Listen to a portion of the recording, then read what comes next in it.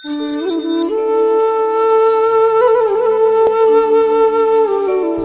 তোজো, সে তার বাবা মা দাদু ঠাম্মির খুবই আদরের ছিল। হাসি খুশি দুষ্টুমি বকবকামি এসব করেই দিন কাটছিল। তোজো ছিল খুবই প্রকৃতিপ্রেমী এবং ভাবুক প্রকৃতির।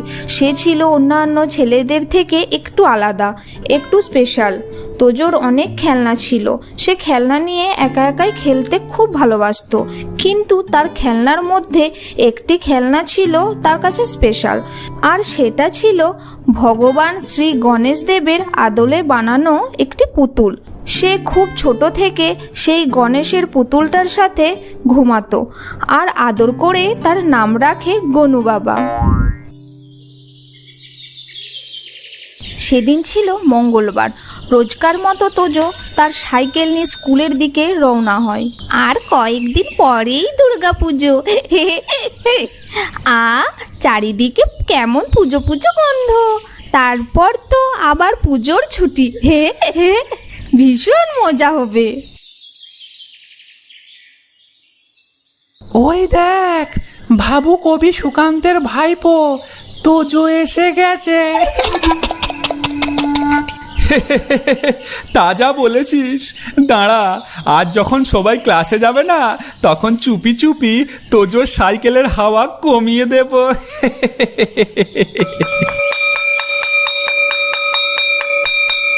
চল রে, চল বিটকেল, এবার তোজোর সাইকেলের হাওয়া হাওয়া করে দি।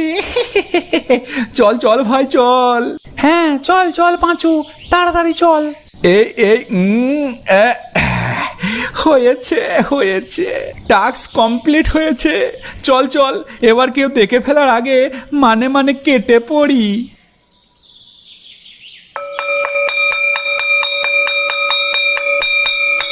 এ বাবা, সাইকেলের চাকায় হাওয়া তো একদমই নেই। এবার কি হবে? কি করে বাড়ি যাব? এ তো মহা মুশকিলে পড়া গেল। এই তোজো, কি হয়েছে রে তোর? এইভাবে হাওয়া মার্কার মতো সাইকেল ধরে দাঁড়িয়ে আছিস কেন? হ্যাঁ তাই তো, নাকি তোর সাইকেলটাও তোর মতো ভাবুক হয়ে গেছে রে? না রে পিটকেল পাঁচু, আমার সাইকেলের চাকার হাওয়া কমে গেছে। যখন স্কুলে এলাম তখন তো ঠিকই ছিল, কি করে যে কমে গেল? এই রে, এবার কি হবে জানিস পাঁচু? আমাদের এই স্কুলের বিল্ডিং এ শুনেছি একটা গলা কাটা ভূত আছে, যেটা প্রতিদিন বিকাল 5টার পরে বের হয়। আর তখন যদি এই স্কুল চত্বরে কেউ থাকে, তাহলে তার আর নিস্তার নেই। বলিস কি রে? ভূত? গলা কাটা ভূত? এই বিটকেল আর পাঁচু, তোরা একজন আমার সাইকেলটা ধর আর একজন আমাকে নিয়ে চল। আমার খুব ভয় করছে। না রে ভাই, আমাদের অনেক কাজ আছে। এখন তোকে নিয়ে গেলে অনেক দেরি হয়ে যাবে রে ভাই। তুই এখানে একটু অপেক্ষা কর, ঠিক আছে? আমরা তোর বাড়ির ওইদিকে যাব, তো তখন তোদের বাড়িতে গিয়ে সব বলে দেব। তারপর তোদের বাড়ির লোক এসে তোকে নিয়ে যাবে। সেটাই ভালো হবে। চল চল ভাই পাঁচু, নইলে আমাদের দেরি হয়ে যাবে। চল। এবার কি হবে? এরাও তো চলে গেল, স্কুলে এখন কেউ নেই। এখনই যদি সেই গলা কাটা ভূতটা বের হয়, ওরে বাবা, ও কোনু বাবা, আমায় সাহায্য করো। আরে তোজো, ভয় পাও কেন? আমি তো আছি।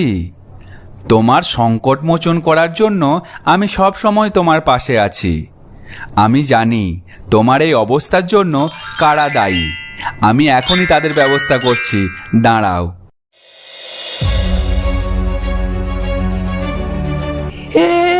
কি রে পাঁচু, আমাদের সাইকেল এভাবে খুলে গেল কেন? এই যা, কি হলো? ওই দেখ বিটকেল, তোজো সাইকেল ঠিক হয়ে গেছে। ও তো দিব্যি এইদিকেই আসছে রে। ওরে তোজো, আমাদেরও নিয়ে চল ভাই।